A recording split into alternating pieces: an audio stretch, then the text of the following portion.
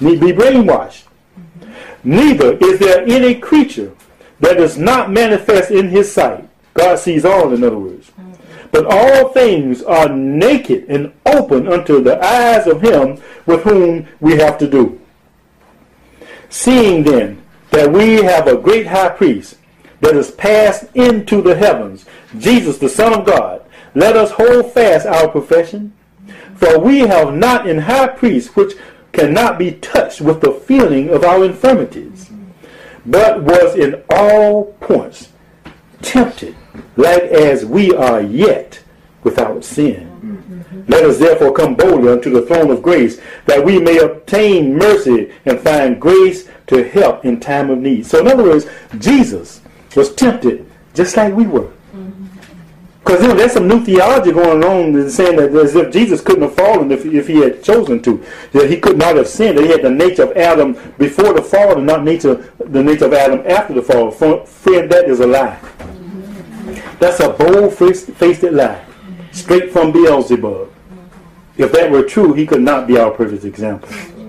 He had to go through the same thing we had. Matter of fact, I believe that he probably had more intense temptations than we have. Than most of us have ever had. The most intense temptation. Why is that? Because he had the power. He could just wave his hand and cause people. He could do the real Benny Hinn. See, Benny Hinn would walk on stage and wave his hand, the whole choir would fall down. But Christ had that real power if he wanted to use it. The 5,000 that he fed, he could have waved his hand or blinked his eye like Samantha would do. Was it Samantha on Bewitched? You see the counterfeits the devil got out? He could have done any of that, and all of them could have fallen out if that's what he wanted to do. For what purpose? I don't know why he would choose to do that. But he didn't do that. What he did was he relied on the Father. That's right. To teach us that that's what we should do. When he fed the 5,000, he could have just blinked. And it could have all been there. That food could have just been there. But no, he prayed. He relied on the Father to work the miracle through him. Just like we can do. Matter of fact, Peter was walking one day and they was hoping that his shadow would pass by him so they can get healed from the man's shadow. You think there was any power in Peter? The power was in God. Peter was an instrument. Christ was the same way when he walked on this earth. The power came from the Father through the Son to teach us that we can obtain the same power. Now, I'm not recommending that we go around raising dead people and walking on water. But I tell you what, if there ever became a need for that, and God wanted it done, you'll be doing it. Because he will endow us with whatever power he wants us to have to get whatever done that needs to get done, when he needs it to get done, without a doubt. And some people might think it's weird or strange to see it happen. I think there's even of the devil. They accuse Christ of having the power of Beelzebub when he was working his miracles, but it was the power of God. Why did they do that? Because they knew that Beelzebub was working miracles too to throw you off the track. My. John 13:6 through 11 says this. St. John chapter 13 verse 6 through 11 says this. Then cometh he to Simon Peter, and Peter said unto him, Lord, dost thou wash my feet? Jesus answered and said unto him, What I do thou knowest not now, but thou shalt know hereafter. Peter said unto him, Thou shalt never wash my feet. Jesus answered him, If I wash thee not, thou hast no part with me. Verse 9 says, Simon Peter said unto him, Lord, not my feet only, but also my hands and my head. Yes. Jesus said to him, He that is washed needeth not save to wash his feet, but is clean every whit. And ye are clean, but not all. For he knew who shall betray him. Therefore he said he, Ye are not all clean. So he knew that Judas wasn't clean. Because Judas wouldn't allow his brain to be washed. Judas wouldn't allow himself to be brainwashed by the Lord. See, Jesus gave him 3 years. He worked with him trying to brainwash him.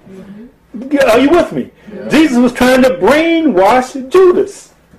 But he wouldn't hear it. He was so stubborn. God tried to brainwash Pharaoh. He wouldn't hear it. Trying to brainwash him, clean him up, let my people go. He wouldn't hear it. He hardened his own heart.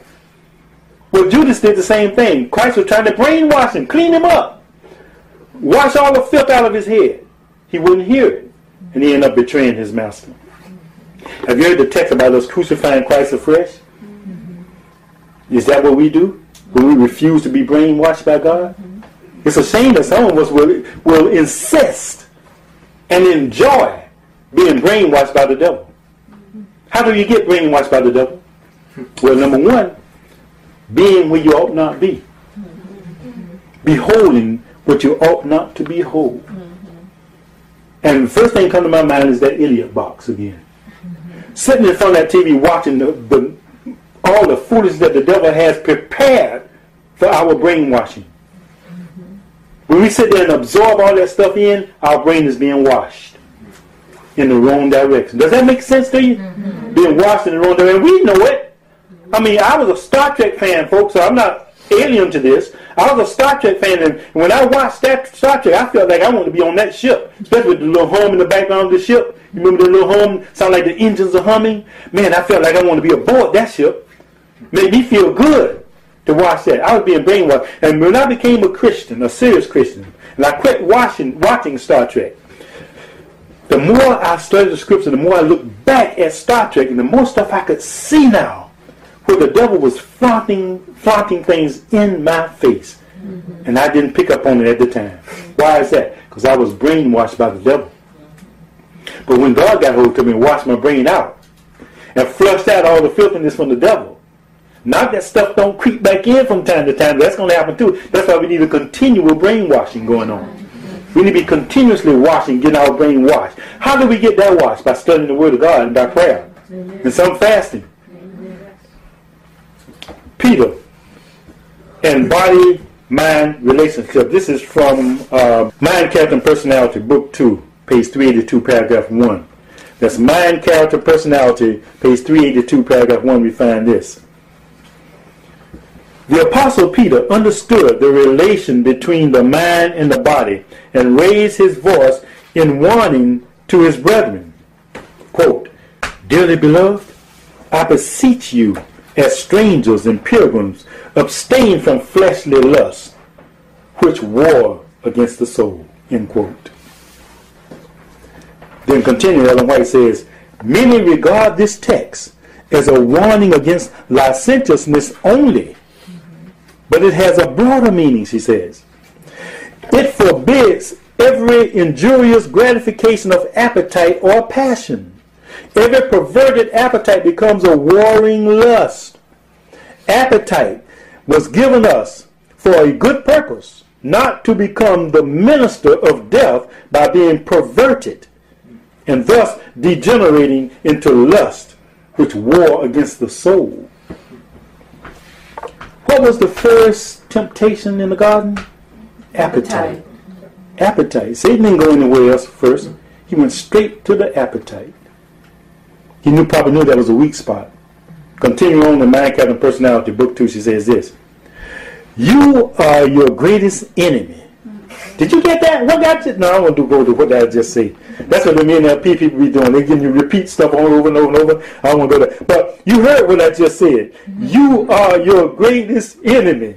Do you think that's true or false? Self is the greatest enemy. You are your greatest enemy. Your wrong habits unbalance the circulation of the blood and direct the blood to the brain, and then you view everything in a perverted light. Ellen White was counseling somebody. I think it was a doctor at the sanitarium. You are quick and high-tempered, and you have not cultivated self-control. Your will and your ways seem right to you. But unless you see the defects in your character and wash your robe and make it white in the blood of the Lamb, you will surely fail of everlasting life. You know what she just said? Unless you can get your character straight, unless you allow your brain to be washed by God, you will fail of everlasting life. That means loss. See, so you see why we're getting our character shape in the morning? That's the only thing you can take to heaven with you is your character. Mm-hmm.